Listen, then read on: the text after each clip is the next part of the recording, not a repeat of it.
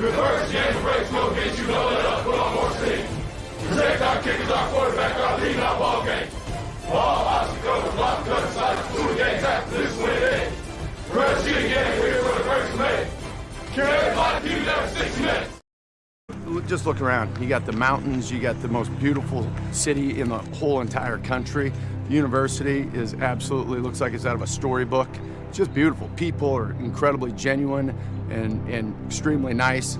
It's just a place that obviously I'd want my kids to go to school. And it sells itself. You don't have to sell anything about this place. You just got to get them here. You know, the old field of dreams. Yeah. Build it and they will come. It's already built.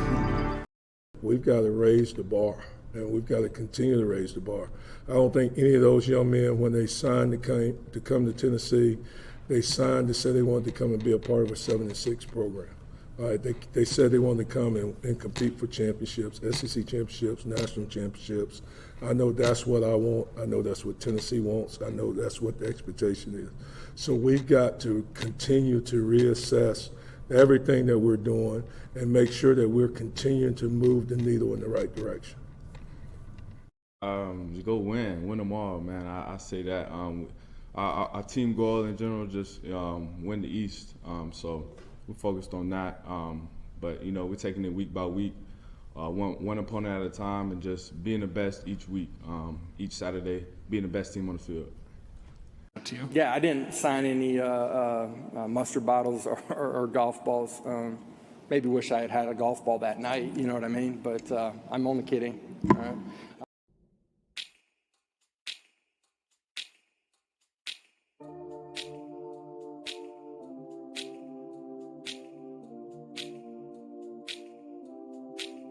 Do you remember when we fell in love? I remember, don't worry. Do you remember? I remember how it all began. How could I ever forget? It's the first time. Do you remember? I can feel it. I can feel it. I can feel it coming in the air tonight. I can feel it. I can feel it, I can feel it, it's coming in the air now. Oh, we fell in love, you remember time. How could I ever forget? You remember time.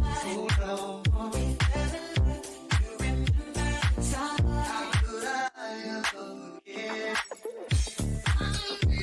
Coming in the air now.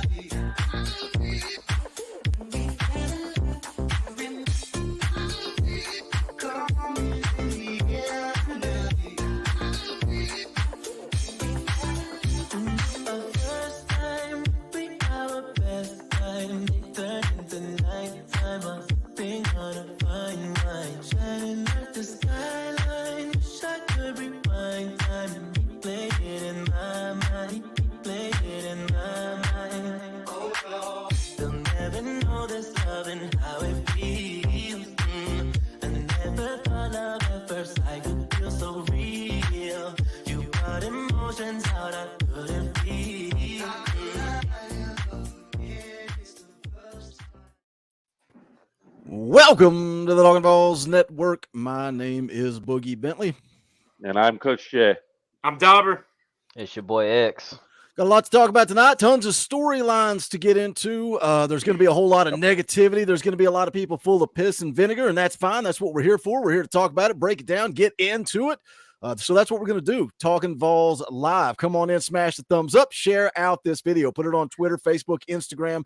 We would greatly appreciate it, but you can hit that thumbs up because it is quick, free, and easy. Tennessee with a win over Austin Peay 30-13. I think let's go around the room. Let's get some opening thoughts here.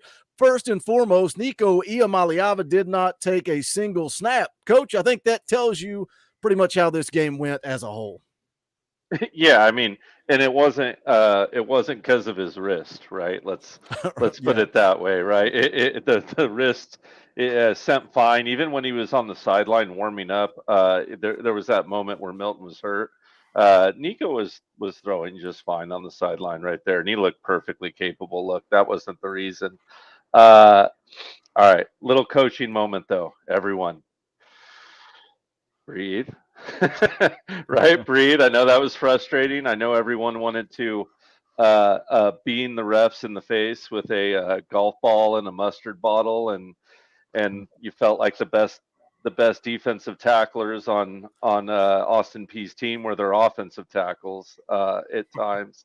And I know if you're like me, we're joking in the back room about it. You probably got tired of Tennessee running the same two plays the whole game, right? That counter trap and of course the bubble screen, and they ran those two plays to a fault, right, guys? Like they just ran them all game long, and they weren't going to change it because they didn't really believe they could get beat. They stepped into the game onto the field sleepwalking, right? They looked asleep, looked like they took a nap in the locker room when they got the delay, and they just went to sleep. And I don't know if they necessarily ever woke up, but they strapped up the chin strap enough to get the win anyway. Let's put it like that. But I'll let you guys say how you feel before I go off into a whole game tangent here. Let's say this to Dauber. We're part of a. Oh, we didn't ask to be in it. We were thrown into a text thread about 3 minutes into the game, and we were off to the races. A lot of negativity. Dauber, you're pretty much. You stay pretty center kill most of the time. The sky is not falling. We're not winning a national championship. What are your thoughts coming out of this game against Austin Peay? Listen, I know that we all threw out some scores that it didn't even get close to. It was a game that yeah, it was a game. It was a game. It's a game. The team from Knoxville was and is way better than the team from Clarksville. But listen, it's hard to play inspired football. It's hard to play, go out there and get up for a game that, you really, it is a glorified scrimmage. And Austin Peay, careful saying that. I know Austin Peay came out and they had a good game plan. They executed well. And listen, hats off. They had nothing to lose. Mm-hmm. Hats off to them for coming out and playing good football. Mm-hmm. But here's the thing, and I say this: the sky's not falling. I don't think this means we're going, 8-8. It's not. We're gonna play 16 games. What is this? The NFL? Whatever. Listen, I had to stop getting on Twitter and looking. Oh, yeah. Yeah. Everybody is just it's like Coach Jay said, just take a breath, relax a little bit. Let me say this though to the chat. There is plenty to be critical of. There's plenty to be concerned about. There's plenty to be pissed about. There's plenty to be angry about. And we're going to break it all down. But just to throw your Tennessee hat up in the air or in the trash can, which is where some of these people out here are putting it. JP, if you're listening, some people are ready to just throw your hands up and quit playing football. Look, there are concerns. We're going to talk about them. And that's okay to be mad, to be frustrated. But some of the comments, man, people need to put your phone down and breathe a little bit. It's just overall, like I said, it was just an ugly game, just all around. It's not just Joe Milton's fault, because I'm seeing a lot of Joe hate. Listen, we're gonna get into that Joe too. Milton's fault. Yeah, but like I said, look, it went from the players to Joe. Yeah, we'll get into Joe in a minute, and also to the rest. But here's the thing: we have known for a long, long time that the NCAA refs are nothing. We've known this for a very long time, especially when it comes to us, for them like reffing our games. We know that it's going to be just rough all the way around. So, but no, guys, just calm down. I mean, yes, I was a little flustered at first, but then I was like, okay, just calm down. And like what Coach Jay just said, maybe they just came in just sleepwalking. They just thought like, okay, this is not a big deal, whatever. But no, like also what Dauber said too, got to tip your hat off to Austin Peay. They came in, their coach gave them energy. He fired them up. And like I said, we were just sleepwalking on the field. So you got to tip your hat to them. But at the end of the day, we got the dub. So that's all that mattered.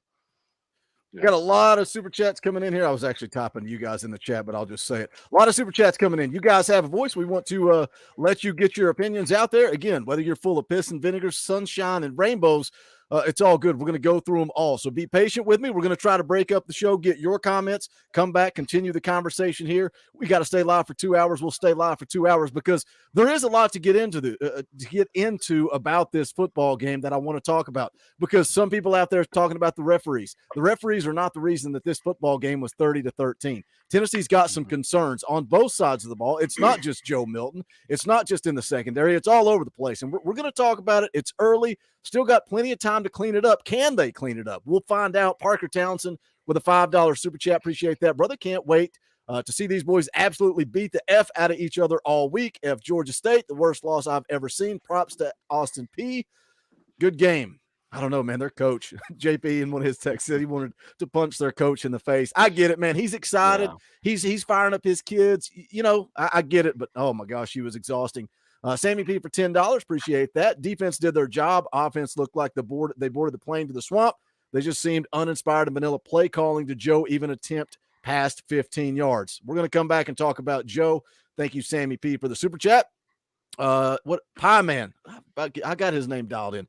Peay Man for $5, talking the game, refs, Milton accuracy, wide receivers not catching. Yeah, I want to talk about the wide receivers again. We're going to get into it. Me Ugly for $2.99. This team, they can't beat Florida. Help me, Jesus. JP, is that you? Is that JP's secret account? It must be. Thank you for the super chat. We appreciate it. Samantha for $5. Calm down with the Joe hate. Doesn't matter who's the quarterback if no one is catching the ball. It's Joe's team, period. Wayne for $5, did not get my wish. The offense would come out clicking. A lot of work to work on to get ready to go into the swamp. Go Vols. Thank you, Wayne. Appreciate that. Wade Rouse for $5. Honestly, this is the first time we can say Hype didn't have the boys ready to play an FCS team. Got to get better before next week. I want a deep ball. I think they came out ready for UT Martin. I think, the only game that I think we can really fairly question Heupel for having the team ready is South Carolina. Right. Yeah. In his 3 years, I don't think he's ever really come out flat. I think it was just, execution. There was a bit of a weather delay, kind of threw a disruption in it. You're going against a overmatched opponent, a 5 o'clock kick, just kind of a bunch of weirds, and looking ahead to going to Gainesville, lots of things, but what I said Wednesday needed to happen, what I wanted to see was a clean game, and you did not get that. You did not get that on the offensive side of the ball. The defense looked pretty good for the most part until late in the game there. That one busted coverage. Haddon was a bit rough in the secondary. I don't think that was even a busted coverage. Nico Slaughter just fell down. Yeah. He fell down. Let me keep going here. We got a lot to get to. Josh Pickett becomes a member of the channel. Appreciate that, brother. You guys can join the channel for as little as $1. You want to give a little bit more. Look, I get it. Everybody that's mad and upset, we all have differing opinions. That's the thing. We can all disagree and argue and bicker. That's what makes this community special. Tomorrow night, live, 5:30, myself, Coach Jay, going to cover the live commitment of Chris Cole, the 4-star linebacker, makes that decision. And then after that, we're going to open it up for a fan call-in show. So you get to come on, if you are a member of this channel, and voice your frustrations. You disagree with something Boogie says and you want to come at me aggressive and you want to tweet at me or you want to hit me in the comment section, let's come do it face-to-face. And we can disagree face-to-face, and we can do that civilly. That's the beautiful thing of this channel. There's no problem with that. But I think anybody that wants to come on and do it on the channel is going to do it civilly. It's always the cowards that want to leave the aggressive comments. Captain Woodland for $2, worst official since the Ole Miss game. Horrible. I would agree with that. Tennessee getting nailed for holding at the wide receiver position. Their guys were doing the exact same thing. Parker Townsend for $2. Pray for this team. Seriously, pray. Noah Cockrell's been a member of this channel for 16 months. Want Milton to be successful, but that has glimpses at what Joe used to be, inaccuracies with disconnects with the wide receiver room. Very disappointed. It's okay to be disappointed. VFL Willie for $2. Horrible game offensively. Keaton needs less reps. The Real Hank for $5. Appreciate that. I hope this is a real kick in the rear end and we come into the swamp ready to eat. Maybe we needed this. God, I hope that's what we get out of this. That's what we're all praying for, brother. Papa J for $5. If I were Florida, I would pick on Hadd until he proves me wrong. Made some great tackles on the line. He turned around, and what happened? He pulled down an interception. Nate Pruitt for $5. Milton may have sucked tonight, but that doesn't mean we have to. Smash the thumbs up. Exactly. You don't have to hate Boogie just because tonight was painful. You can still hang out and smash the thumbs up. Dan Yoder for $5. Passes that were dropped killed us. Most of the balls were catchable. Yeah, we'll get into all that. Samantha's been a member for 3 months. Appreciate that. Dan Yoder for 5. Passes that were dropped killed us. Most of the balls were catchable. I read that twice because I'm losing track. D Carr, what's up, brother? I've been looking for you, bro. Been looking for you. We need to get you back on the fan call-ins. Thank you for the $10. Been a hot minute, but happy the season is in full swing. Hard game to watch, but still positive. Looking forward. Shoot me a link if there's a spot to chat. Come hang out with us tomorrow, D Carr. Tomorrow, 5:30, we're going live. We'll do the fan call-in show. Get you on here. Lucas for 5. All I got to say, this team needs their ish together next week. Losing to Florida will be unacceptable. Go drain the swamp. GBO, though. Thank you, Lucas. Ball Boys Podcast becomes a new member of the channel. Appreciate that support. English Creek Kennels for 10. What's the chances they're holding back for Florida? Let's take a break from Super Chats. There's a ton of them coming in. Guys, keep them coming. We will keep reading them, but I want to take some breaks and open up the conversation. Let's get back to this, Coach, because you talked about vanilla play calling. This football team running two plays basically the entire second half, mostly the second through the fourth quarter. Even though you're holding back, 30-13 is not acceptable. No. You're muted.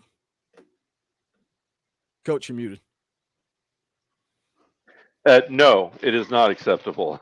Yeah, if you couldn't read lips there, no, it's not acceptable. And the thing that kind of eked me about it is, the Vols at certain times, and this isn't just right now, this has been over the last 3 years, and it's not been in a lot of situations, but at times they've been a bit stubborn when they know things haven't been working, like stubborn to a fault. And I thought this was one of them. Listen, they had a good game plan for that counter, and they had a good game plan for that bubble pass as well. And they just didn't really care. They were still running it. They were still trying to force feed those 2 plays. I thought that was a little problematic. Yeah, there were a lot of terrible of calls by the referees, and we've talked about it a lot on this channel. If there's one poison pill for this offense, it's penalties. They want to go quick, and whenever we get penalties, drives gets it bogs them down. And the one note I got 15 pages of notes here, guys, and we're going 2 hours tonight. I feel it. And the note I have almost on every page, every other piece is just pace, right? This SOG, the speed of the game, the pace of the game was absolutely terrible from the jump. It felt like they walked out asleep. Penalties mess with that pace. Just kind of the nature of what Austin Peay was doing messed with that pace a bit. It'd be unfair to say that it didn't. A little bit of what they were doing messed with the pace as well. But just the speed and the pace of the game was extremely off. And for a team that relies on tempo and pace and speed, it is kind of the backbone of their offense. That pace can really kill you. There were moments in this game where multiple moments in this game, right, where the defense stood up and put them in a good position to go out and jump up and start putting this game away. But every single time it was almost like a shotgun blast to the toe, and our pace got messed up. I hate to point fingers because I thought he did a great job last week, but I thought Ollie Lane was a big problem from a pacing standpoint this week.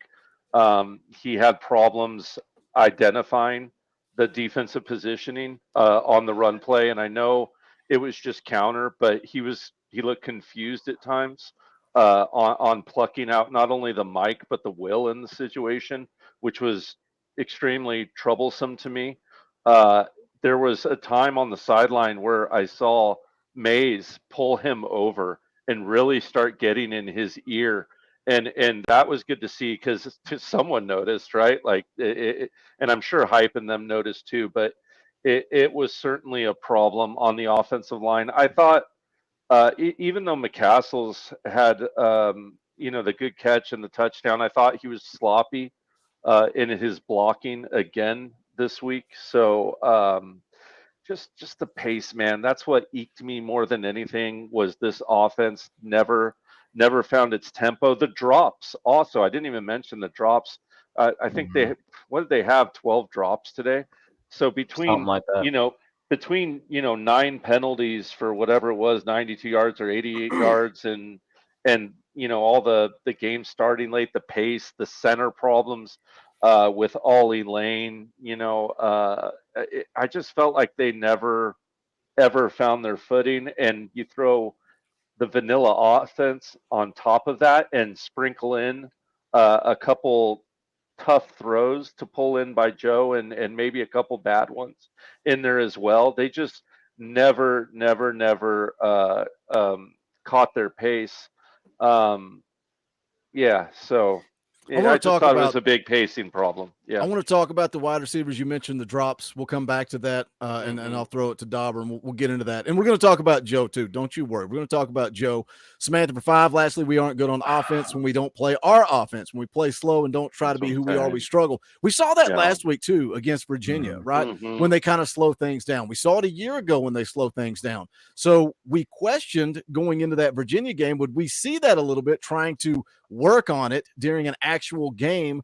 I don't know. That's something that we'll continue to watch and talk about. VFL Logan for 10. God help us. This is the only cure for the battered falls syndrome after a game like this. So worried about Joe's confidence. Logan is a cult member. Appreciate that, brother. J Hud, member for 10 months. Long run. This game won't matter. Goals still there. Yeah, you came out with a W. The question is, do you improve? Do you get better? Pit Boss for 5. What I tell you, Boogie not looking for the ball is free. 15 yards on DBs. Hadn't got the pick when he was looking for the ball. What do you know, GBO? I agree 100%. 2 pass interference calls. Although, again, referees conveniently don't throw it when it's on the other side. Come on. If you're going to call it on Tennessee, you got to be consistent with it. The squirrel play in the end zone. Yeah, the squirrel in the end zone was bad. It was really Chad bad. Kirk for 2. Beasley is amazing. Going to be a problem. He's a stud, man. All SEC linebacker in my book. Knoxville Predator catcher for 10. Beasley and Wright were the only bright spots in this game. Haddon has to turn around. He should have 3 interceptions. Make the wide receivers catch balls until their hands bleed. I'm with that. T-Bird sign shot for $19.98. Feels like 98. Boogie, you got your work cut out for you tonight. Here's my porch fee, door fee, and exit fee. Not saying my battered ball syndrome is back, but I didn't appreciate the Dr. Jekyll, Mr. Hyde act. What is that? Am I Dr. Jekyll and Mr. Hyde, or is he talking about? I think he meant the team. Oh, quick question. If maybe the collective knowledge of the chat here, Beasley didn't play the last 5 series. Anyone know why? Because I wonder if they were just rotating right out of when it was Arian Carter. When it was Arian Carter. Why can I not talk? And Elijah Herring, the wheels fell off the defense. And I know some people are talking about the numbers, the overall yardage. A big chunk of that came when Beasley wasn't in the game. So did Heupel feel confident at that point that it was over? He was trying to get those young guys out there, and I'm fine with that. But I'm with you. Yeah, we need Aaron. We need Aaron Beasley. I thought Elijah Herring looked good too. Arian Carter looks lost at times, but it's good for a freshman. Again, trial by fire. He's got a lot of reps today. Curious to see what the snap count looks like coming out of this one. Let's see. Manager Christopher Sampson becomes a member of the channel. Appreciate that. You got those custom Talkin VAWLS emojis, access to the fan call-in shows. Shannon DeCannon for $20. That is not cheap. Stay calm, everyone. SEC is struggling today. Tennessee played itself. Austin Peay today was looking forward. The refs sucked. It was painfully obvious. GBO and stay frisky. Well said. Thank you, Shannon DeCannon. Very generous super chat, my man. Always good to see you in the chat. Rocky Top rules for 2. Some of these fans need to text a buddy. Yeah, stay off of social media, Dauber. John London for 5. You realize we were playing a vanilla offense, correct? They won't open the playbook until next week. T-Bird sign shot for 5. Those refs sucks. Thanks, Coach Jay, for the calm down. Everybody breathe. The fragrance ball for 2. Can y'all tell I'm stressed and concerned? I think everybody is stressed and concerned. I think JP may be at the hospital. Pretty sure he had a heart attack. Papa J for 5. Over 800 people watching. Please smash that like button. Thank you, Papa J. Always doing the Lord's work. We appreciate you, brother. John London for 3. Love the running game, by the way. They have looked good. Atomic Gassman 213 for 5. Can't put all the blame on Joe. Wide receivers dropped many passes that hit them in the hands. Austin Poor for 2 just says Dauber. That's a great super chat. Money well spent. Alex Gibson becomes a member of the channel. Appreciate that. Rocky Top rules for 5. Second game since Heupel has been there that he was out coached, other being South Carolina. I don't know if it's out coached, just being the team wasn't ready to go. And I agree with that. South Carolina is the only other time I can remember that. Parker Townsend for 2. Bye-bye, Chris Cole. Come on, let's calm down. Take a deep breath. Dalton Roberts for 5. I understand backing Joe, but there's a reason we didn't redshirt Nico. Still love my Vols. Power T for 5. Ugly, ugly, and more ugly. Where are we really at with this team? Stacy Jackson, member for 2 months. Appreciate that. Adam Cook for 5. This game didn't make me angry. It made me tired, which is worse. Yeah, it was boring game. Yeah, boring it game. was. Big Orange Mountain for 5. This was a wake-up game, y'all. If not, please put me to sleep. Jim Estes becomes a member of the channel. Appreciate that. Nicholas for 5. No disrespect, brothers, but I'm not feeling confident about SEC play. Robbie S for 10. Poor execution, crappy announcers, horrid refs. Still a W, but a lot of work needed. Gerard Burton for 2. Everyone chill. Flat games happen. Alex Gibson for 5. What the actual W? My BBS was in full effect. Still some positives. Nice price of humble pie. Nice piece of humble pie. Heading into the swamp, GBO. Chandler Matthews for 10. Hypo gave up and went vanilla when things got rough. Pull starters. Find a backup that wants in. That wants it. Good luck in the swamp. Me Ugly for 10. Beat Florida. All is beautiful. Yeah. Next week. The season starts next week. You go beat Florida. Everybody's going to be just fine. Guys, bear with me. We're going to jam through these, and then we're going to keep going with the show, letting you guys have a voice, and then we will continue to roll. If we got to go 2 hours, we'll go 2 hours. Angry Titan for 5. No one can say it wasn't Joe. There's a reason the QB coach was on the sideline trying to calm him down. Overthrows, underthrows, and throwing behind. Stevie J for $20. That is not cheap. I'm not panicking, but I feel like we have a lot to work on. Receivers need to step up, and Milton needs to work on his leadership of the offense. The offense doesn't trust Milton. Interesting comment. Steve Hyder for 5. Focus on the positive. The Pride of the Southland band looked outstanding. Come on, Steven. Jacob's been a member for a month. Appreciate that. Philip Scow for $10. 12 drops, and people want to call for Joe's job. Some people never cease to amaze me. All right, we're going to get into that. This is a big super chat. Then we're going to come back to that exact point. Seth Brooks drops a 50 spot. We got to pause everything just for Seth and play the clip. Money isn't everything. It's the only thing. And everyone has a price for the $1 Million Man.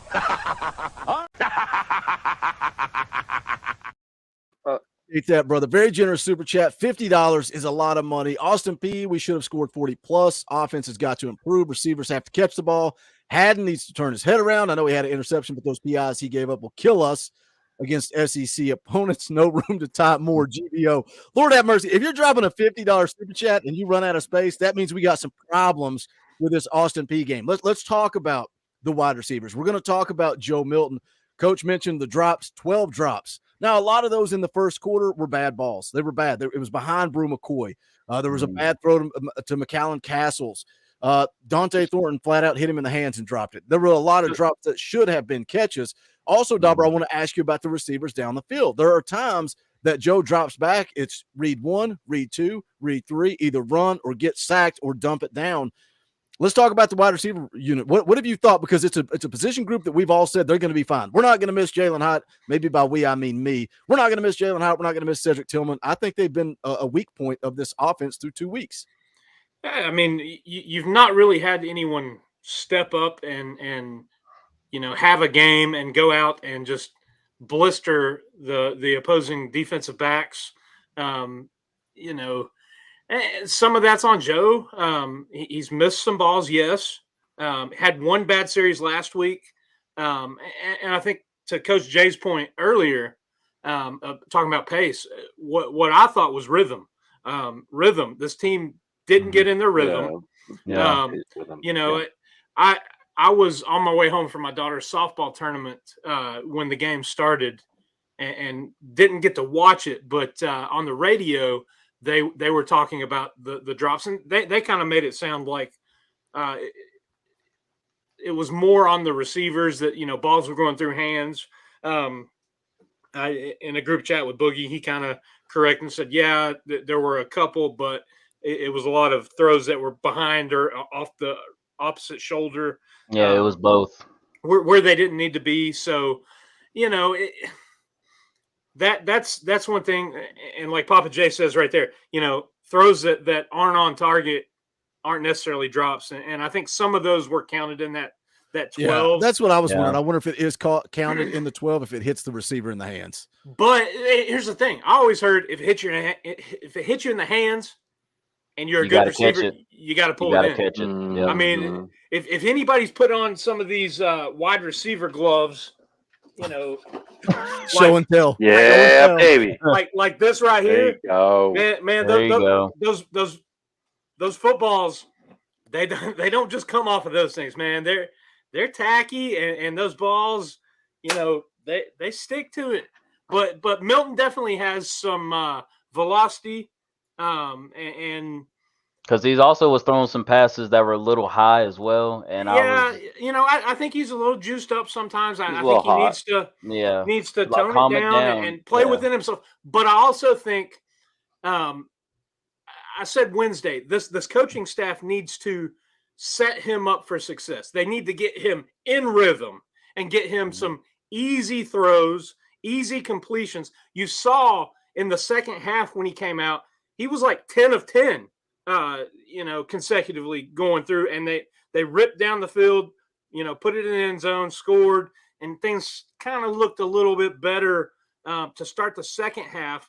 They just, man, it was a combination of things, and a combination of, mistakes and things to clean up before Gainesville, in addition to, vanilla play calling, and just, man, it's hard to be down. It's a good thing that we care again, because so many people were apathetic.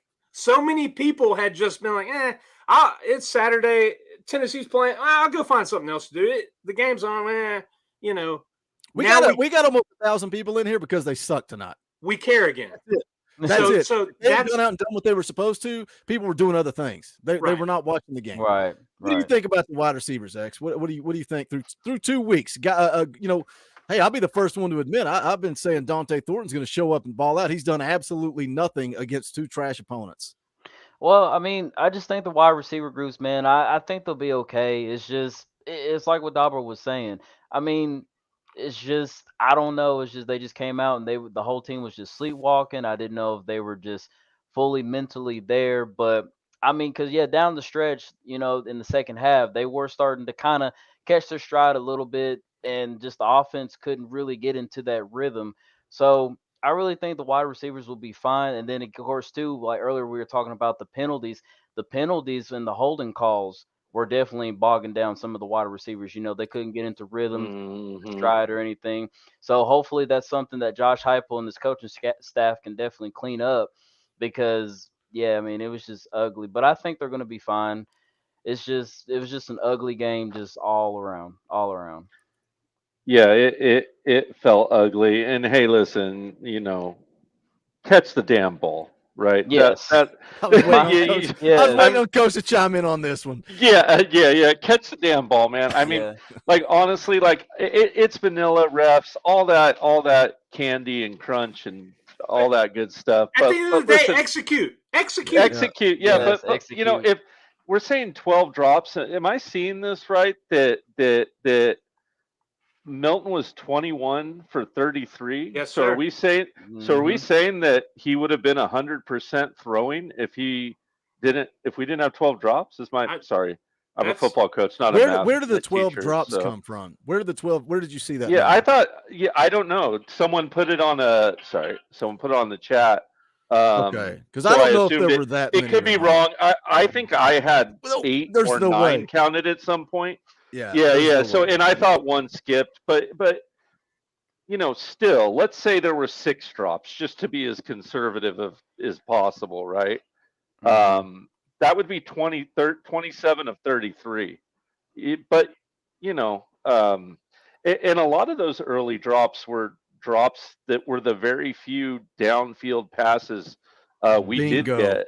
2 to Thornton are come to mind. Hit him right here too, and he should, because he can't. Yeah, he had to come back, and he was for right one, here. and then he had the slant as well. There was, and granted, I thought he threw the little flare out pass too small. I thought he threw that too fast, but Small also should have caught that, and that was 6. Had he caught it, he had a lot of space in front of him, no doubt. But they should have caught the dang ball. There was just no excuse. Like we've been saying, there's no excuse. You got to catch the damn ball. Am I ready to throw the baby out with the bathwater? No. listen, guys, it's football. They're 18-year-old kids, 20-year-old kids, 21-year-old kids. Our 130-year-old man is injured right now, so you can't count him right now, guys. Joe's close to that. Yeah, Joe's close to that. But like, I mean, look around. Like, teams struggle in games early. What did Kentucky put 0-2 Eastern Kentucky down by 11 points today? Yeah. You know what And I mean? right now, like I said, Texas was up 13, and Alabama had 3. Yeah, so. and Texas is Texas not, is a top at least 10 doesn't team. look. Come on, You think that's so? not the same. I Well, thought they're ranked 11th right How now. about say they're ranked yeah. 11th? That's Yeah, Texas. That's the University of Texas. Yeah, not it's still Austin the University Peay. of Texas. Yeah, Where yeah, the not commentator Austin Peay. team doesn't even know where the school is from. Right, Let's but I'm not just- compare Austin Peay to Texas. Let's I'm chill. just saying, and I know, and right now, all right, this is a test, chat. All right, you're getting tested by old Coach Jay right now. If Virginia plays Austin Peay next week, who wins that game, and by Austin how Peay. many? So where did I see that? Did they say that on the? I saw that somewhere. Somebody having that exact same conversation, saying Austin Peay would give them a game. I disagree. I think Virginia runs them off the field. Really? Easy. Yeah, Austin Peay got ran off the field last week by a terrible team. Well, Virginia's pretty bad. What did they do today, though? They dang near beat James Jimmy Madison. Madison, and Jimmy Madison's not a pushover team. I know. They Go ahead, played with nothing to lose. That's a huge. Look, it's no excuse. But you're right. It's not. They Going came for it on out. fourth down, like from your own territory. The double reverses, the double passes, like they threw everything at the wall. They played had a aggressive. good game plan. They were fired up. They came in and they executed. Their quarterback, he played his ass off. He did. He was the best part about him to me. Yeah. Way better than the coach. The coach I wanted to kill. Their quarterback you kind of wanted to root for, right? Yeah, You got to give that coach credit, though. But again, we're saying Tennessee ran 2 plays the entire second half. Imagine Tennessee plays Austin Peay and they pull out every trick play they have, everything that's up They their would have sleeve. whacked them. It'd be completely different. Let me catch up on Super Chats. We're going to come back and talk about Joe Milton. I think this is important. I told you guys I'm going to judge Joe on a week-by-week basis. I'm not talking about 2021. I'm not talking about the Virginia game. We're going to judge Joe based on what he did tonight against Austin Peay. Austin Warren for 5. Let's go win a natty, baby. Rather an off game this week as opposed to next week. Coach Hype won't have 2 games like this back-to-back. The Fragrance Ball drops $2 to say Dawbert. What's up, Dawbert? Knoxville Predator Catcher for 5. I want Joe to succeed, but if he doesn't fix his throws by next week, what point do we go with Nico? We'll have that conversation as we talk about Joe here. UT Punkin been a member for 23 months, almost 2 years. We appreciate it. Really need to work on our kicking game. Can't afford to give better teams good field position. I agree with that. Another kick out of bounds today. Yep. I had that in the notes too. Bob King for 5. AP looked like they were running a hurry-up spread offense similar to what we run. Me Ugly for 2. Thank you for Super Chat. What does that say? Poo-poo next week. Come on, don't make me cuss on air. Alex Gibbs becomes a member of the channel. Appreciate that. Parker Townsend for 10. I'm gone. Here's an extra 10 for me before I go blackout and forget about what happened today. I get you. I understand. Thank you for the $10. Fine. Charles for 10. I wasn't happy, but I believe in my Vols. Let me tell you something. All 4 guys on this show right here, all 4 of us believe in Tennessee, and we're going to be picking Tennessee to beat Florida next week. But there's things to be concerned about. I am. J-Ball 89 for 2. Yeah, okay, Butch. Y'all ever been to I'm sorry, X. I love you, buddy. Y'all ever been to Clarksburg? Dylan Elam for 5. Joe Milton does not lose in Florida. We'll be good to go next week. Need to dust off the jugs machine this week. John for $1. Appreciate that super chat. Craig J for 5. At least we got the bad game out of our system early in the season. Austin Peay played like a team with nothing to lose. Robert McGee for 10. Looked like Johnny Majors football. Run left, run right, run middle, punt. Jenny Basically. for $2. Appreciate the super chat. Most SEC teams didn't play well today. GBO. Zach for 5. Hooker threw for 58 touchdowns and 5 interceptions over 2 years, plus 10 touchdowns on the ground. Milton is not close to that kind of production. He is who he is. Exactly, Zach. He is who he is. Something that JP said in our text thread that pissed me off to no end. If Hendon Hooker was in the game, we would be up 14. Guess what? Hendon Hooker's in the NFL. He's not on this roster. So we can't look to Hendon Hooker to come be the savior anymore. We got to figure it out with what's on this football team. Robert McGee with another 5. Shaking my head to see this game in person was tragic. So many things wrong today. How far should we drop Boogie? I say 17th. I don't know if they'll drop much. I wouldn't expect them to drop it all. They're I not do going to feel drop it sorry all. for people that were at the Yeah. game live, though. That would have been a painful one Yeah, to that sit would have through been the terrible. delay and wait for. Benjamin for 5. AP burned 4 out of 5 timeouts, making sure our offense didn't get in rhythm and we didn't try in deep plays by design. Perfect storm to a gross game. That's an interesting point. The real Hank for 5. Appreciate that. Everyone just relaxed. We ran the same play 10. Good Lord have mercy. Same 10 plays all game. Just think about this. You think Josh Heupel down that to not what? Do you think Josh Heupel down that to not open the full playbook? We're okay. Yeah. Hey, Yeah. listen, guys, they've ran a total of 6 or 7 plays all year. Like, let that sink in for a second. 6 to 7 plays all year. So Because chill. why should you open the Chill. playbook against Austin Peay when you know we're going to the swamp and they're going Still to frustrating. I Still think- frustrating to win 30-13. Well, it's frustrating reality because of it. it's frustrating because the execution was not there today. Yes. All right, let me continue to go with these super chats. They're being generous. The chat's being generous. Their voice is important, and then we will continue the conversation. Cronad Watson for 2. Hats off to Austin Peay's coach. He had some fire. Parker Townsend for 2. Do we bounce back versus Florida? Do we bounce back? He says. Benjamin Lewis for 2. How about that? How was that ball hadn't punched out, not a fumble? I have no idea. That was a fumble. J4 Vols for 10. Tuned in late. Didn't see the drops, but agree that Joe needs to calm down. Hendon had amazing composure. Joe needs to let his God-given talents work. Pie Man for 2. Sorry, didn't mean to hit you in the hands. Yeah, poor Joe hitting people right in the hands. Shannon DeCannon with another 20. That ain't cheap. Are those AP uniforms? They're normal uniforms. Never seen them before and wondered if it was a tactic. Also, Joe seemed indecisive at times. But that goes back to what I said earlier. Is he indecisive or is nobody open down the field? That's an interesting question. But again, full circle, vanilla offense. You've only seen a few plays. Is Heupel scheming guys open, or are we trying to beat guys with talent? And next week, we're going to see the playbook get opened and things change. John London for 2. Castles looked like the real deal. He looked very athletic on that touchdown. He had He looked great in the open field. Every time he gets in the open field, he looks good. Yeah. Dylan for 5. Go back and watch the Akron game and tell me how Hendon played. It's week 2. Everybody calm down. That's a good point. Sammy P. been a member for 2 years. Thank you, Sammy P. Knoxville Predator catcher for 5.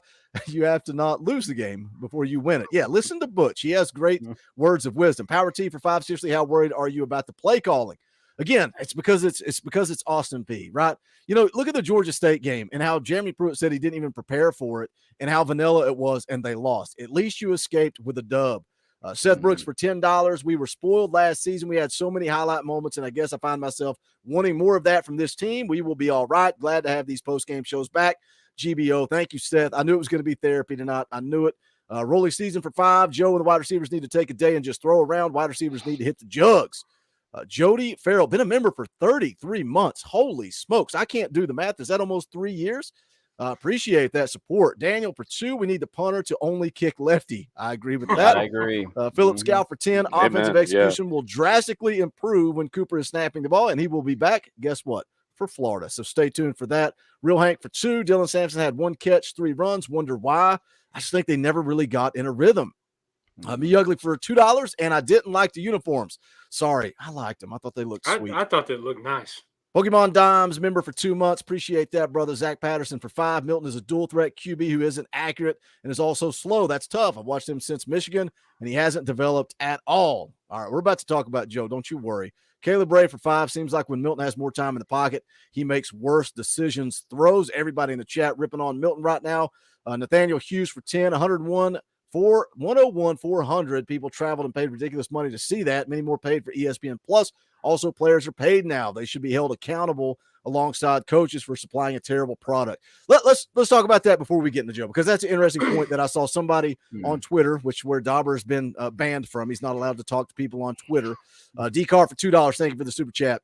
What do you think about players being paid now so you can be more critical? Or somebody was talking about booing Joe Milton and how it was valid now because he's paid.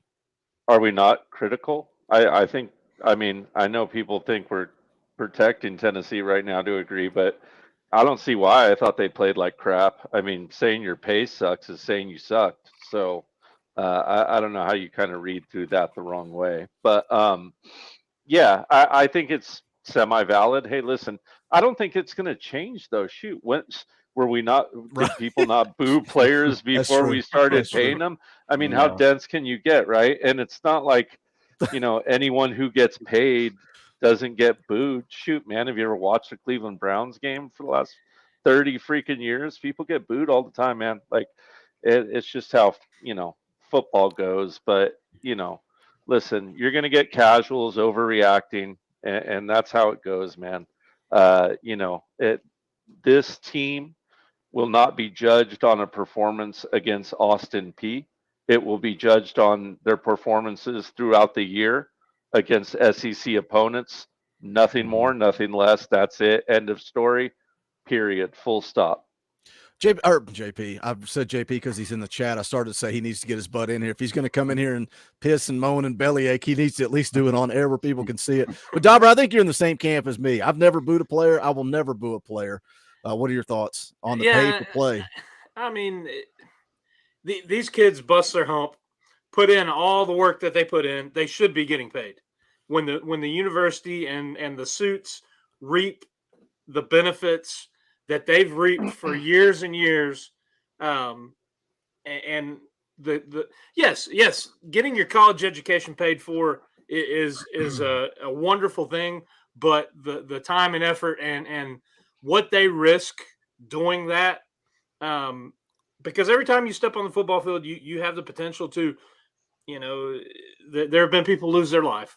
There have been people, injured, not paralyzed, not walking, lost the use of their arms, all that stuff. So it is a risk. And, you're talking about a $1 million business for universities, $1 billion business for the NCAA. And it's only fair that these kids do reap some of that, especially off of their name and image and likeness. I have something written down here. The first 7 drives, first 4 drives, 19 plays, 59 yards, 3 points.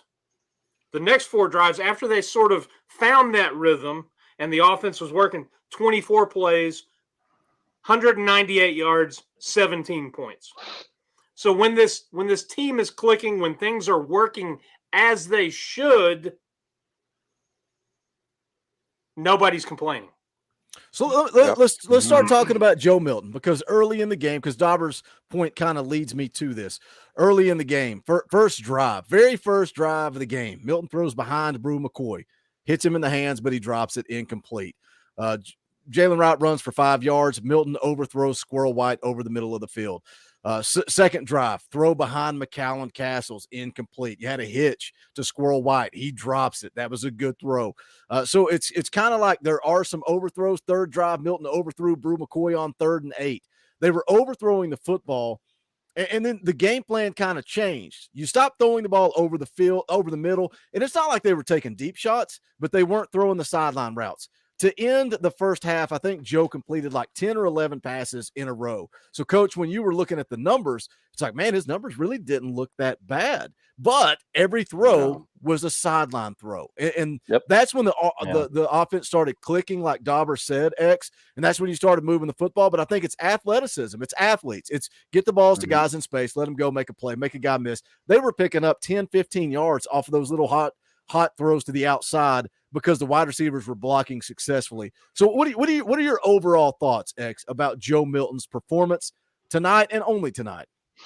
Overall, his performance is just like he went to the sideline to send to his coach and said, "Hey, just calm down, man. Just calm down. Just go out there and just be you." But I will say that as far as him, like I said, standing inside the pocket, I mean, yeah, he did have, like I said, that one touchdown that he scored, but he's got to learn to know when to escape the pocket. Sorry. And also he's got to make some better, like I said, read options too. Like I said, if you're going to hand the ball off to like Dylan Sims or Jabari Small, but you seen that the blitz was coming right up the middle, just pull that sucker out, man. And like I said, run to the outside. Try to get a first down if you can. But I think, I said, as we keep going forward, I think Joe's going to get better. He's going to start to calm down a little bit, make some accurate throws. But overall, like tonight and going forward, I think he's going to be okay. He just got to just learn just calm down and just be him. Coach, what'd you think? You know, I just thought they freaking laid an egg, man, overall, and that goes for kind of everyone. If I had to give Milton a grade, I guess it would be a C, I guess C minus. Yeah, Really? yeah. Yeah. Yeah. It just. I thought there was so many tempo and I keep beating tempo, pace, rhythm, whatever words you want to call it. It was off, right? Yeah, So they you're just right. came out flat and off. There's no way to sugarcoat it. That's just it. They were vanilla, and they weren't good tasting vanilla today, right? They were like, I don't know, some cheap off-brand like Sour. Len and Jerry's, or it wasn't no Ben and Jerry's. It was the Len and Jerry's off-brand from North Korea or something like that. But it was just bad. One thing. Okay, so I've got I've got one thing I got to say that I had this note on. You muted yourself. How did you mute yourself while you were talking? Yeah. Oh, sorry. No, I was just gonna say I did have. I forgot I wrote this note down, but I thought a good chuckle would be good because that game was frustrating. I do have my Coach Jay is canceled kind of thought of the game here. Not to scare you, Boogie, but just terrified me. Did anyone else really enjoy that the guy who faked his injury got injured later for real? Sorry, you can cancel me now. I'm a jerk. I'm sorry. I'm sorry. I got no problem. Karma. I'll stop. Karma is a late not talking. Karma. Balls. Okay, Insert sorry. that word. I'll stop now. I'll go away. But Coach, but real quick, I do want to get your perspective on this about Austin Peay's, Coach. Like, how would you feel about him just burning his timeouts just so he can slow our offense down? I thought that they played a little dirty and mucked it up. But here's the thing. I think you kind of needed to play dirty and muck it up in a game like that. So it's like, how much can you necessarily? I guess you kind of hate that as a Tennessee person, but kind of respect it as someone who likes kind of a hard-nosed person. And that's what football takes. It's what we've said. They played the game and threw them off of rhythm, off of their pace, and bogged the game down. Yeah. So it was just an ugly game through and through. Never really got anything clicking on offense except for late in the first half, early second half. And then apart from that, vanilla play calling and then some head scratchers from the zebra stripes tonight. And it was, they found a way to get the W. At the end of the day, at the end of the season, you're not looking back at week 2, the game against Austin Peay, and that's not going to define the season. What defines the season is week 3 on out, starting conference play, and how you do going on the road to Gainesville, how you do in a redemption game against South Carolina. That's where this team's defined, not how they played. Yep. Go ahead. Finish your thought. Finish your thought. I didn't mean to cut you off before you finish your thought. It's not how they played tonight. They found a way to get the W. At the end of the day, that's the story. Are there things to work on? Yes. Well, let's circle back to Joe Milton because X talking about mucking things up and throwing off my rhythm. X completely changed the topic while we're talking about Joe Milton. I got to bring us back on track. But again, you guys just said it. The end of the first half and the start of the second half is when the offense was clicking. Let me run through the play calls from that drive. 6th drive, they scored a touchdown right before the half. 1st and 10, quick, out to Squirrel. Gains a yard. Jalen Wright runs the football for 14 yards. 1st and 10, a check down to Jalen Wright that poor Joe almost overthrew on the check down. Quick to Brew McCoy on the outside for 16 yards because he breaks a bunch of tackles. Quick to Ramel Keaton. Then Jalen Wright runs the ball for 5 yards. Quick to Squirrel. You know when I put it in my notes when I'm charting plays, when I say quick, it's snap, turn, throw the ball to the sideline. That's what that means in my notes. The very next play, Wright runs for 17 yards. You did throw the fade to McCoy into the end zone. Wright runs the ball for a yard. And then a nice play call, Joe Milton QB draw for a 7-yard touchdown. You come back after the half, guess what you get? 1st down and 10, quick to Jalen Wright. Jalen Wright runs the football for 26 yards. Jalen Wright runs the football for 31 yards. And then nice throw from Milton to Keaton on the slant for a touchdown. But again, it goes back to the quick stuff, the stuff on the outside. That's not necessarily going to work against Florida. So, get your recorders ready, set up your screen capture. I don't think Joe Milton played good football this week. I thought he played good football last week. I thought he was efficient last week, and everybody that was crucifying him for the way he threw the football, I thought he played good against Virginia. He played very ugly against Austin Peay, and it concerns me going into Florida. Dauber, you're the only one that hadn't kind of graded out. Joe, what were your overall thoughts on the way he performed tonight? I mean, stat-wise, I think it's not an awful game, but execution-wise, I think against an inferior opponent should have been much better. He should have picked them apart. The overthrows in combo with the off-shoulder throws and then the drops. So yeah, you can't put it all on Joe because there were a few that were right in the hands or close enough to be corralled in. Right, because Joe's not out there running those routes, catching the ball. He's God, just put it on the numbers and let him run forever. Those crossing routes, if Joe's accurate, Brew McCoy's still running. Yeah, and that's the thing you've seen going back to last year. And I know Joe is not Hendon, but Hendon put his guys in position and put the ball on the guys and let them do their work. Joe's making them, come off their route to catch a ball, go down. Was it Brew that made a sliding catch on one to bail him out? It's things like that. Hit your receiver in stride, but are they getting the separation? I think Boogie made that point earlier. Concerns me. It is. Are they getting separation? Are they getting the space? Is that part of the problem? Because Joe is going through his progression, and then it's a dump off or a sack, or he tries to scramble. So, is it the play calling? Is it? There are some things, and we'll know more next week. And that's going to be a telltale story. You go down to Gainesville, hostile environment, and we'll see what Joe we get. And let me ask you a question real quick, Dauber. I hate to interrupt you, but I got a question for you, and maybe you guys can answer too. Let's just for a second, let's just embrace the battered ball syndrome and say Milton goes out there and throws 6 picks and we get ran out of the building. It's bad early in the third quarter. You stick Nico in right there, or you wait for home cooking next week against UTSA before you give him that chance. Oh. Yeah, I'm talking for the Swamp. Say Milton goes out there, we're getting roasted at half. Just I don't think this is going to happen. I'm just saying embrace the crazy for a second. I don't know that's embracing the crazy, because that's right. Let's everybody let that soak. Everybody let that soak for a second. That's a good question. Tennessee's getting blown out in the Swamp. Do you put Nico in? Do you roll with Nico? Because I saw Coach Jay in the chat just now say Nico's ready. That's the next conversation. So let me jam through some super chats, and then we're going to come back and talk about Nico, the guy that we all wanted to see today, and we didn't get to see it. So let me catch up on super chats. Everybody let that soak. BVD's in the chat says, why isn't D a receiver? We talked about that. Was that a tailgate show that we kind of talked about that? The difference between being a return guy versus a wide receiver. Definitely dynamic with the ball in his hands. Noah for 5. I get not wanting to run your starting QB against a cupcake team, but hopefully Joe pulls the ball on some of those handoffs. He has some big openings.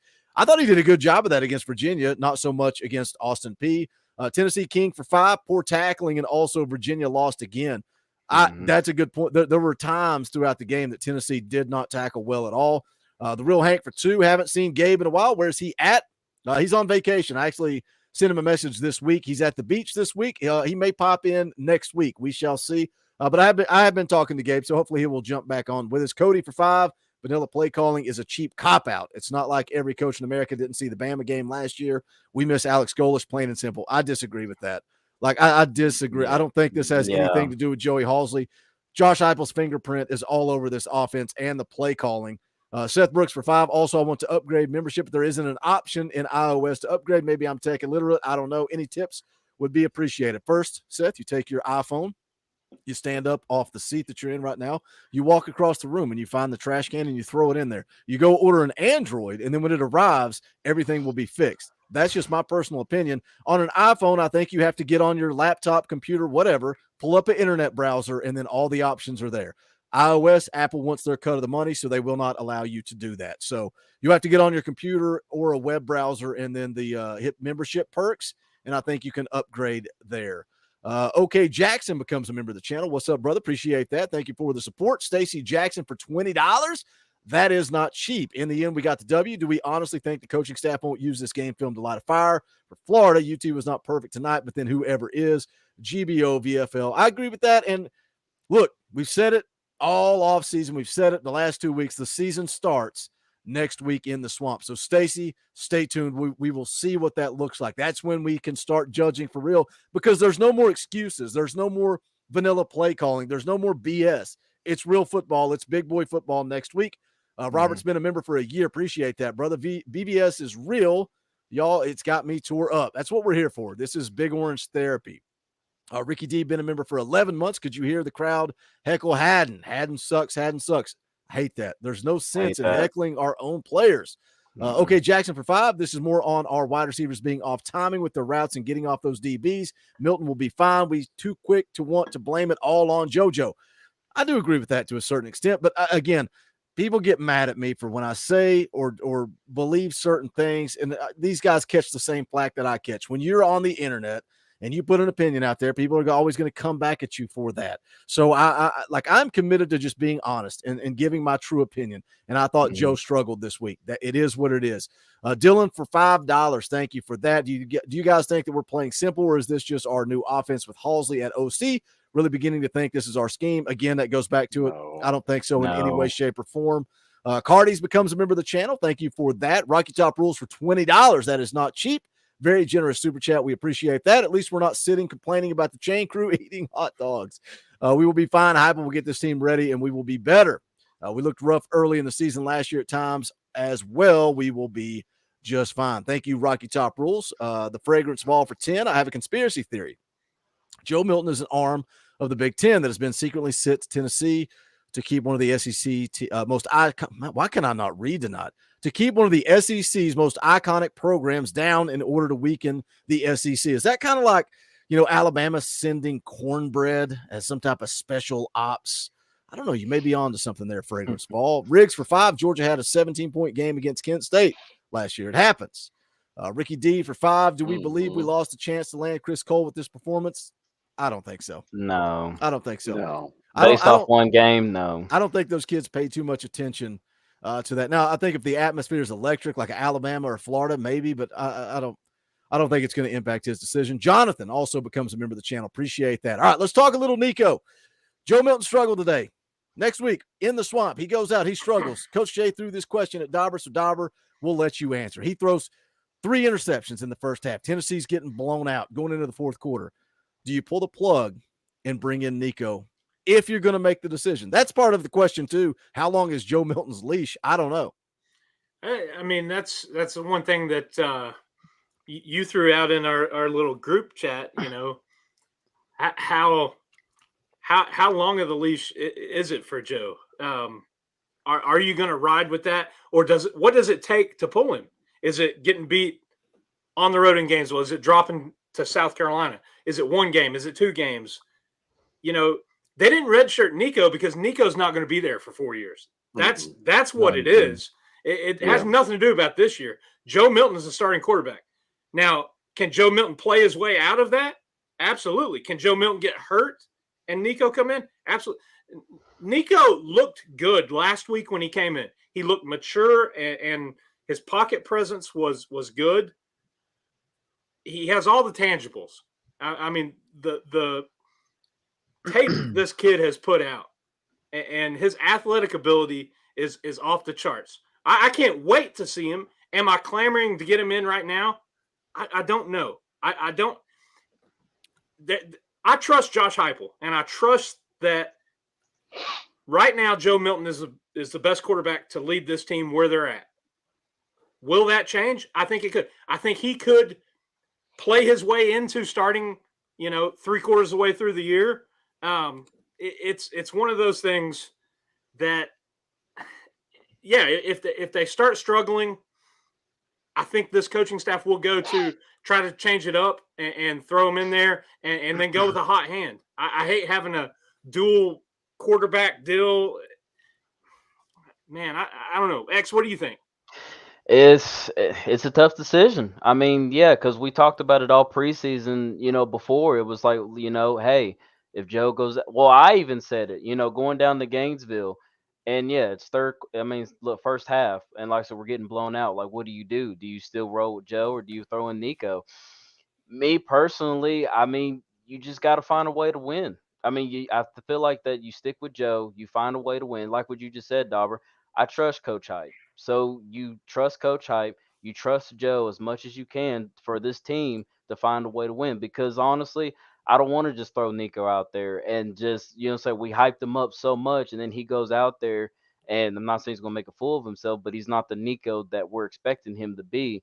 So no, I mean, I'll say you just don't just throw him out to the wolves just like that. Now I think he could probably handle himself, but you just don't want to just go ahead and just throw him out there. So overall, I'm just gonna, like I said, just ride with Joe and just trust Coach Hype, trust this team, and just find a way to win down in Gainesville. And honestly, like I said, going forward, I still have high hopes. We're still going to go down to Gainesville and we're going to end that losing streak down there. So that's my opinion about it.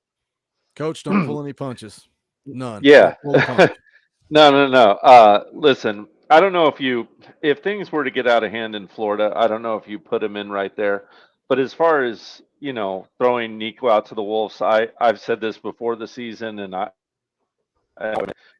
Nico is the type of kid you can throw out to the Wolves because he's the type of the kid you throw him out to the Wolves, he's gonna come back wearing wolf pelts, eating some wolf meat. You know what I'm saying? Like he got that dog in him. Ooh, He just let's does. go. All Let's right. go. He comes from a system that I have a high amount of faith in and that is highly developed. That you saw what it did with Bryce recently, right? Heisman Trophy, first round draft pick.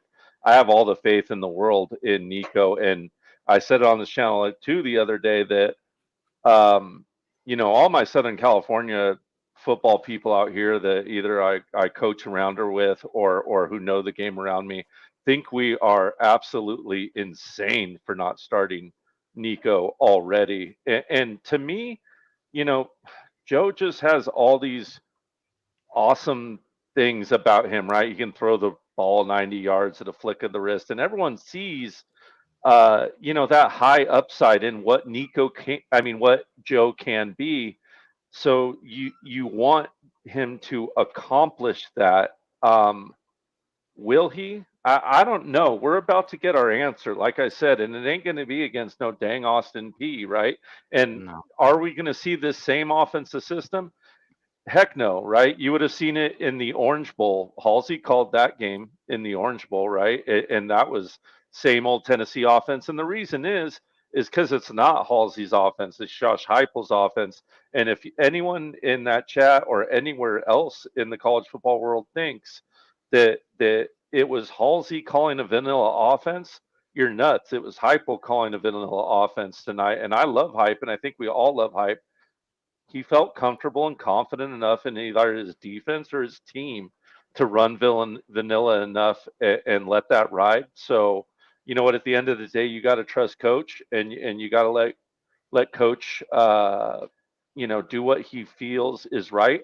I think Heupel has earned enough of this fan base's and Tennessee as a whole's respect for us to give him that respect to make that decision. And let's judge him off of SEC play. Now, if he starts getting blown out, then yeah, I think you're going to have to give Nico the rock if you see him start to get flustered or start to get really behind.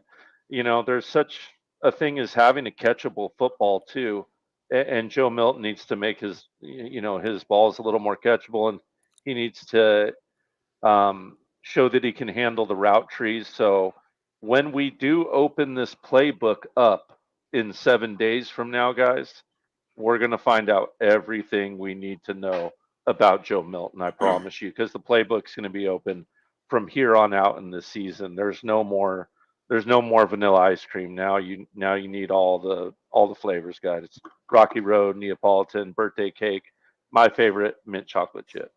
And the beautiful thing is there's no more excuses next week, right? No, No no, more excuses. no, Like, hell that's the thing. The Virginia game, excuses.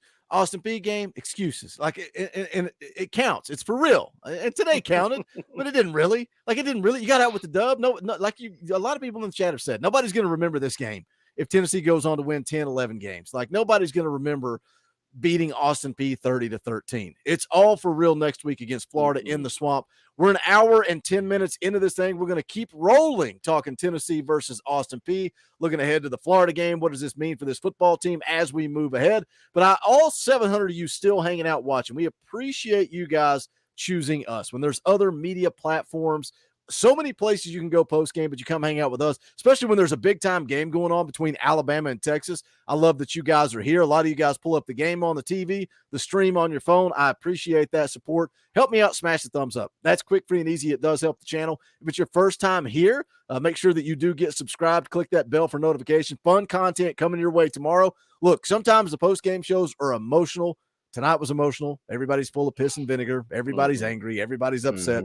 I'm going to go to bed. I'm going to wake up bright and early tomorrow, and I'm going to put together a day after video coming your way around 8 or 9 o'clock in the morning. So make sure you tune in for that video. And then tomorrow night, 5:30 p.m. Eastern time, myself, Coach Jay, going to be going live for the commitment of 4-star linebacker Chris Cole, top 50 prospect, big-time prospect. He was on campus today for an official visit. We will cover that tomorrow, so make sure you tune in for that. He's going to commit around 6 o'clock.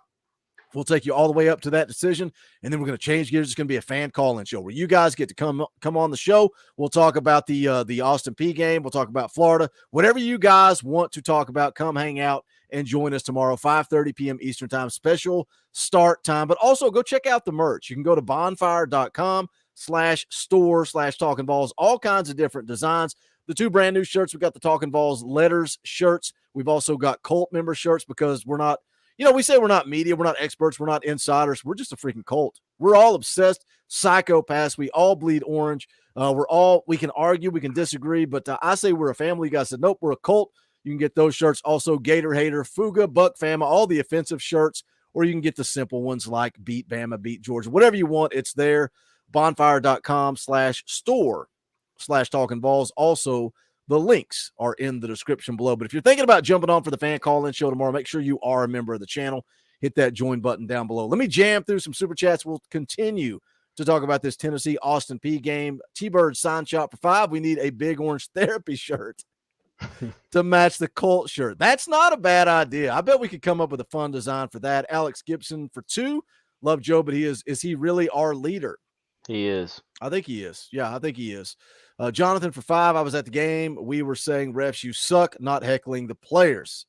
So clear the air there. Me Ugly for 2. How much do we owe Joe Milton? I have no idea. I don't know what that means. I don't know that we owe him anything. Like for his McDonald's McMillion deal. I don't know what we owe him for. Yeah. He's getting paid. Don't worry. He is getting paid. Yeah, he got his money. Don't trip. Benjamin Lewis for 5 is Heupel starting Milton because he is the better leader, while Nico is the better quarterback. Coach is right. Put Nico in. Man, if Joe struggles next week, it's going to be full steam ahead for Nico Iamaleava. John London for 5. You play Joe till you can't play Joe. The best scenario is that Nico plays no more than 4 games, keps his red shirt, though we may not need it. It doesn't matter. He's not redshirting. He's not redshirting. No, he's That's not going to happen. Not going to happen. He's going to be off to the NFL if things play out the way that they should. Chris Brown for 5. Boogie talked me down. I'm going straight Negavall. I can't, bro. I'm here to shoot straight. Tell it like it is. That's what we do around here. The Fragrance Ball. Tell me when I'm telling lies. The Fragrance Ball for 5. I don't like the idea of throwing Nico in. We're getting blown out next week. That sounds like the perfect recipe to potentially ruin his confidence. Coach, you've been around him. Can you ruin Nico's confidence? I don't know, man. The guy's pretty Teflon. He's just cool, man. I keep saying it. He's a Fonz, man. He's just cool, calm, collected, a chill guy, and an even better person. And since we got a decent amount of people in here, if all of you did not catch the video Boogie put out about Nico and the foundation him and his mom put together for breast cancer, right? Yeah. Yep. And they're also helping like inner city kids. It's going beyond. Yeah. And guys, I'm telling you, I put it in the comments of that chat. Nico's mom is the sweetest of sweetest ladies will come right up to you, talk to you, give you a big hug, invite you to be part of her family. She's just one of those people. She mama, you know what I mean? She's just a sweet, sweet mama. And to see that story was so cool to see. And if you're feeling ticked off and mad and like you want to do something great, just go give $8 to that foundation. I think that's one of the variables. Help a good cause and help a great kid who's gonna do great things for Tennessee. I'm going to play the video because I know what sells. I know what pulls videos or pulls views. It's negativity. It's drama. Yeah. I knew when I put this out, not a lot of people would watch it. More people watch the post-game show. We got 600 people. Let's just watch the clip from Nico and his mom. Let's take a listen. Hey guys, I'm Nico Iamaleava, and this is my mom, Marlena. And several years ago, my family was devastated to learn that my mom had stage 4 breast cancer. And it really took a toll on my family and I. It changed our worlds forever. Sadly, so many people can relate because breast cancer has rocked their world too. If it wasn't for our faith and the amazing community that surrounded us, I'm not sure we would have made it. My mom's healthy now, and we couldn't be more grateful. But going through all this really inspired me to help others all across the world, especially here in East Tennessee. I'm so incredibly blessed that this community has welcomed me and my whole family for that matter. So I'd like to reciprocate by giving back. That's why Nico and I have formed the Nico Foundation. It's a nonprofit organization that supports breast cancer research, special needs families, underserved youth, as well as other charitable causes. Yeah, and since we're so proud to be volunteers now, we'd really love to pay it forward and support others because that's what VAWLS do. To join me and Nico, please visit nico8.org and follow us at Nico8 on Instagram, Facebook, and Twitter. And again, thanks for welcoming our family into this exceptional community that we now call home. Let's do this, son. That's such an awesome video. Yeah, because like I said, when I saw that the other day, because like I said, I was just scrolling through just Instagram, and then I saw that video, and I was like, you know what? I was like, I gotta share this to Boog. I was like, hey, put this on the platform, spread the word out, because that's a really awesome cause. Because in my family, my Gigi, she has cancer, and it just kind of just really just hit me right here, and I was just like, yeah, like let's definitely put this out on the channel, spread the word, and like Coach said, just go donate, even if it's just $5 or $8 or however many the donation is. Just go and donate, man. Yeah, like I said, it's way bigger things in life than with football. Absolutely, yeah, just a great lady, guys. A lady who, bought PlayStations and raffled them off, so Nico's brother's team could go to the Virginia game in Nashville. Just a special lady, and we're really lucky to have the family is part of the Tennessee family. Yep. And now let's go back to being ticked off at the way Tennessee plays. Video hits hard, man. It's whew. Yeah. I got emotional making the video. Yeah. And then again now, like it's come on, we're a big family here. It's 6 years to the date today that I lost my mom. So when I see Nico, man, it's yeah, that's rough, man. That's yeah. Hits different. That video hits different today. Let me hit up some super chats before I cry like a big baby on air. Big Orange Mountain for 5. Thank you for the super chat, brother. Big Orange Therapy with Boogie in the high backed leather chair and X on the couch with the face of Butch Jones. That makes me smile. That one makes me smile a little bit. We still got the dub, right? I said, unlike Butch lost, so X is gonna get so hateful over these Butch Jones jokes, and I just pour gasoline on the fire and make it worse for the poor guy. Imagine if we would have had X bet us that if Austin Peay wins, he gets a Butch Jones tattoo. Oh my god! You'd have been sweating. You'd have been sweating, X. You would have been sweating. But you know what's funny is I was texting my friend earlier. He was watching the game. Now he texted me saying I'm getting Georgia State vibes. I said no, don't say that. Brick by brick, brother. Brick by brick. Yeah. I said don't say that. Oh my gosh. J10 becomes a member of the channel. Appreciate that, brother. Riggs for 2. My mom just did her last radiation treatment. Hope everything's going well, Riggs. Like I said, we're a big family, man. We go through the highs and the lows together, even outside of football, man. Anybody that ever comes and hangs out on the NCAA streams, it gets deeper than football around here, man. We are a family. I know you guys say we're a cult, but we are a family. A couple more things I want to talk about, some positivity from this football game. Tennessee's ability to run the football, average 7.1 yards per carry. Mm-hmm. Dauber J. Wright's a dog. He's a dog. 13 carries, 118 yards, 9.1 yards per carry. Jabari Small, 13 carries, 95 yards. How dominant would this team have been if they just came out and ran it down Austin Peay's throat the entire day? I mean, you look at the offense. That was the only thing that seemed to really kind of click and go. There were a couple short yardage things where they were stuffed in between the tackles, but for the most part, those kind of spread and getting in the open field, hitting that second level, man. I sent that.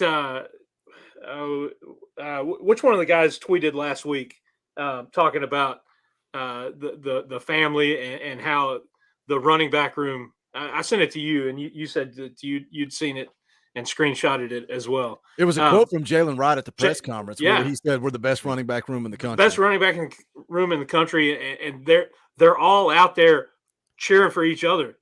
Tapping their head, handing it off to the next guy coming in. They're not worried about stats. They're not worried about who puts the ball in the end zone. Man, I'm excited to see the rest of the year play out for these guys because they're putting it on the line when they get out there. Running hard, running downhill. If the offensive line can continue to block it up for them, you hope that moving forward that continues because that is going to free things up for Milton when the playbook opens up. I hope. And if not, hey, let's roll with Nico. I mean, there you go. Hey, should I just go full blown? Let's put Nico in tomorrow on the day after video. Why not? Clickbait it up, baby. Clickbait it. It's time for Nico. It's time for yellow Nico. letters. Oh no, you didn't just say yellow letters. The whole thing. Hey, sorry. Shots fired. Hey, my face is turning red, bro. Oh my gosh. I truly mean it. I love all the Vol YouTube community. Let me backpedal as quick as I can and defend the deep route that I'm getting burnt by right now. Dude, I do want to talk though. Like, there were things and I know it was Austin Peay. I get that, chat. Don't lambaste me, but there were things to like about what the defense did today. Oh, yeah. The defense was Josephs, Pierce, the defense Beasley. Beasley is on every note. Pierce, I know he had a couple rushes in the sack, but there were a couple plays that ended up as sacks where Pierce actually dropped back into coverage and was the reason the play didn't work on show and goes. And I was super impressed with Pierce's ability to cover in the secondary. Super awesome stuff. Beasley's just all over the field. The one thing you didn't like to see on the defensive end was the offsides penalties, right? Those were driving us all mad, I think. But the PIs, the PIs, just the penalties as a whole in the game. I know it ticked us all off, but there were things to love about the defense, about Omari, about Law, about Tyler Barron. I'm telling you that new body type he's in, he looks slim yet big, and he's got good hands. To Marion McDonald, the safeties, Walker and McDonald specifically, both of them look stout today. So there were certainly things to like about that defense, and it's a year where certainly, I know a lot of people have brought up kind of the heart thing, but to me, like a game where you're totally flat, plain vanilla, other teams playing a little dirty, you're not getting any calls. They had hard enough to win the dang game, right? And that's more than a lot of some other Tennessee teams could say in the past. You know what I mean? There's ones that certainly would have folded under that. I think everyone sitting here believes that the year that we lost to Georgia State, that team would have had no chance tonight. Absolutely none in that game, in my humble opinion. How about the defensive stats? 7 sacks, 14 tackles for loss. Yeah. Yeah, Yep. Aaron Well, Beasley was him. He Yeah, was. he's that He that was. dude. Yeah. What I like is that they're flying to the ball. That Mhm. yeah, there were some missed tackles, but Yep. Yep. there are a lot of open field tackles too that I love to see. But the presence of the defense and how there tends to be more. Tonight it was smoky gray jerseys around the ball carrier, around, Mhm. they're not getting past that second level. Now things are going to Yeah. change. Things are going to change next week. Florida is more athletic. Florida is quicker, bigger, stronger. And we're going to, that's going to test the defense as well. Joe Milton's going to be tested. The offensive line is going to be tested. Cooper Mays, is he going to be back? I think that's going to be if he is, that's going to strengthen the offensive line. But the defense is they're going to be challenged more. They're going to be challenged more than they were week one and more than they were tonight. I just wish Kamal Haddon would just turn around more, bro. Just turn around. Because like I said, two penalties. And then look, on the third, he turned around by saying and caught it for a pick. And I was like, yeah, that's what happens when you turn around, look for the ball. I mean, I get it. You're trying to box out. I get it. But just turn your head, man. In the Turn two your head. PIs, he was in great position. Just turn around. Yeah. Turn around. That's all you got to do. So, again, is Willie Martinez on the hot seat? Because he's coaching that. I don't think there's any ifs, ands, or buts. Willie Martinez is coaching that at this point. Has to be. Yeah. Yeah, I believe it is. Yeah, no, I think I mean, yeah, I think he was in the hot seat, right? He didn't get the contract, right? So that means the eyes are on you. Everybody else did. He didn't. If you're at work, yeah, if you're at work and everyone gets raises but man. you, you might want to start working a little harder or something. You know what I mean? Like it's not a good sign by any stretch of the imagination. It is a pattern now. That tends to be the biggest problem. You get burnt over the top by guys who don't turn around to see the ball. Yeah. Yeah, that's tough. Let me jam some super chats real quick. We got 10 of them backed up here. Nate Pruitt for $2 says, Butch, please. GBO, thank you for the super chat. Dude, a memory popped up yesterday, and it was me wearing a Butch Please shirt. Do you know how many shirts I've thrown in the trash? I threw a Lane Kiffin visor in the trash. I threw a Butch Please shirt in the trash. Just this, like 2 months ago, I was cleaning out these closets back here, and I had a Just Pruitt shirt that my wife bought me, and I was like, this is going in the trash. She said, you never wore it anyway. And I was like, yeah, it's kind of, I'm never going to wear it. All right, Fragrance Brawl for $5. Lost my grandmother to cancer. I feel him. Had no idea he was going through this. Well, hopefully Mama Iamaleava is on the good side of this thing. Sounds like that was, 8 years ago that how long ago was that? I'm not sure. Did he say like 7? I think it was like 7 or 8 years ago. Okay. Yeah. So she's on the good side of it. But again, man, just shows you that family. How can you not fall in love with that family? You got a kid that's getting $8 million, whatever the deal is, and they still choose to give back. Come on, man. They're doing good things. Trevor Gilbert for $5. If a bad Florida team is blowing us out, we got to put Nico in. Have to play the best man. Chiming in on the discussion from earlier. Dan Yoder for $5. Did you see that move Castles made on the start of that touchdown run? I love him. I said this on Locked On Vols last week. I love Castles when he's got the ball in space. I think he is way more athletic than I realized. Stacy Townsend for $2. Appreciate that. Lost my dad to cancer. He was a huge Vols fan. Sorry to hear that, brother. We've all, I said it in the video about Nico. I think everybody has been impacted by cancer, like a family member, a friend, somehow, some way.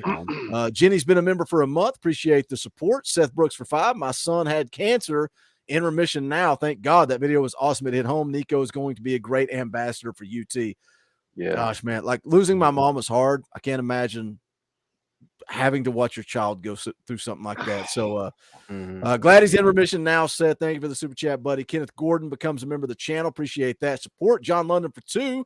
Mays being back will make a huge difference at Florida. I hope you are right. T-Bird signed shot for $2. Those helmets were fire. I love the unis tonight. I thought they looked slick. I love the white outline. Love the silver face mask. Wade Rouse for $2. Me and Dauber be hanging out 3 weeks from today. GBO. Y'all going to go get tatted up together? I'm on the verge of getting not a Talkin VAWLS, maybe just the microphone.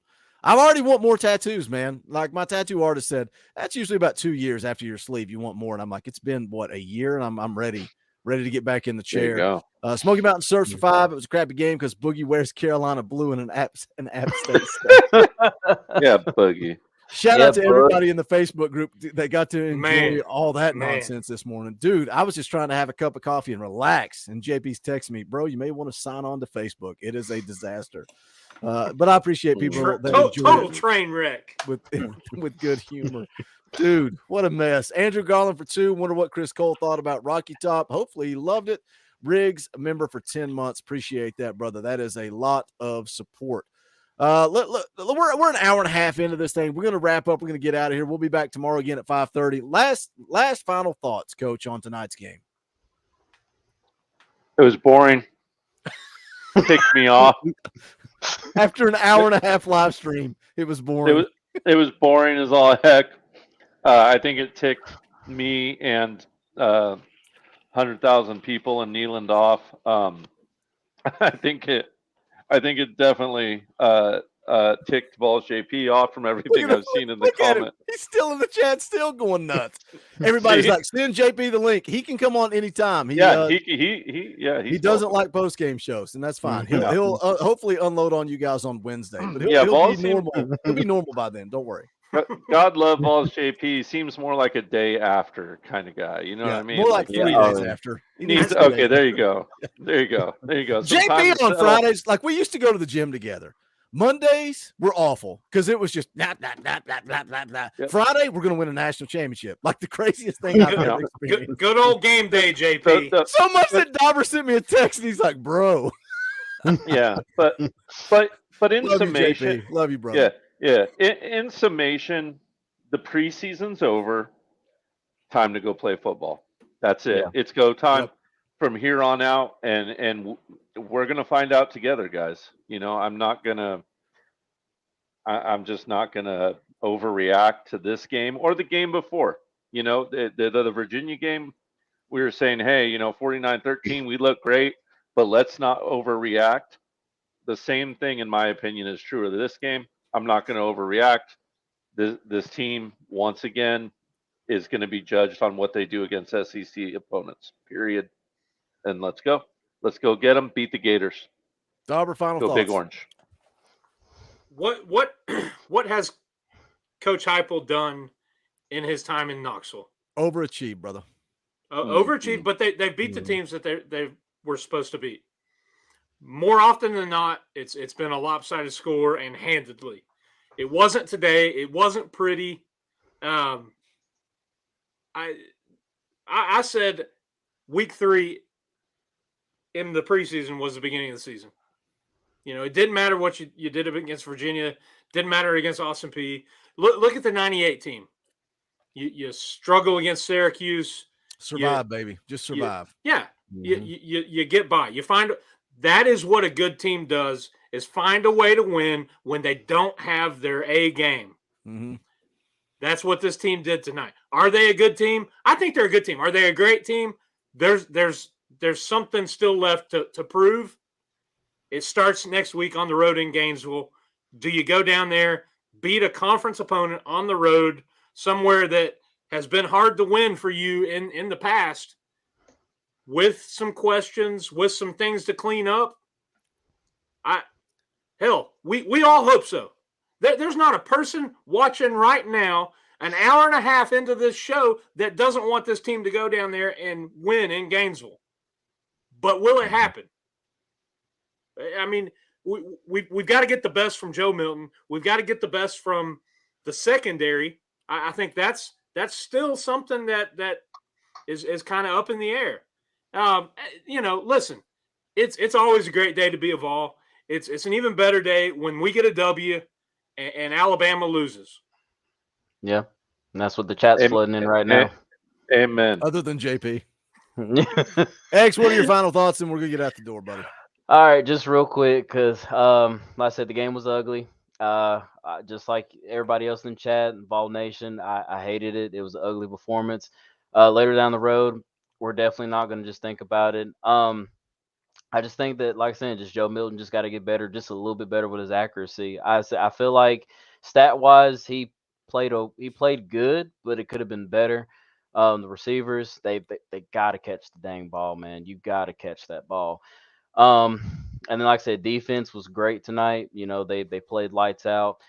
So overall, you look at it as a dub, and you just move forward to the swamp. Let's go down there and definitely get a dub down in the swamp. Because, like I said, I've been saying it all off season, even up to now. I believe that we're going to go down to the swamp and break that losing streak, just like we did with Alabama at home. I believe we're going to go do it down in Gainesville. So let's go do it. Christopher Bernard for $10 super chat. Appreciate that, brother. Yes, we played sloppy and very vanilla. We still beat Florida. Tennessee 35, Florida 10. This is Vols country. Appreciate that super chat, brother. I know you guys are dying to know my thoughts. My final thoughts. Guess what?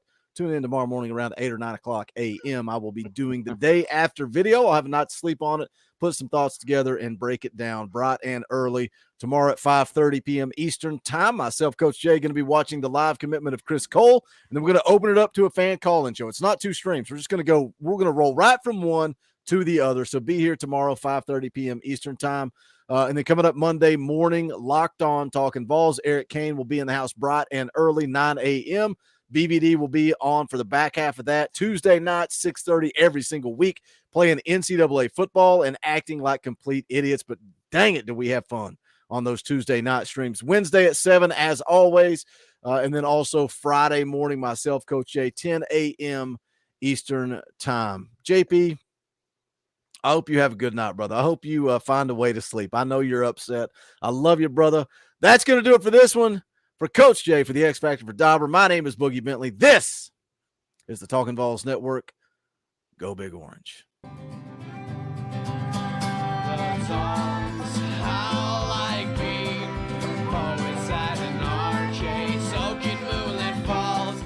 Huh? Can't go out like that. Coach Jay's trying to talk to Mrs. Coach Jay, but Seth dropped $5. He dropped a $5 super chat. I got to read it. Seth says, don't worry about a thing because every little thing is going to be all right. All right. Yes, sorry, Coach. I should probably just take you all off the screen when that happens. Go Big Orange.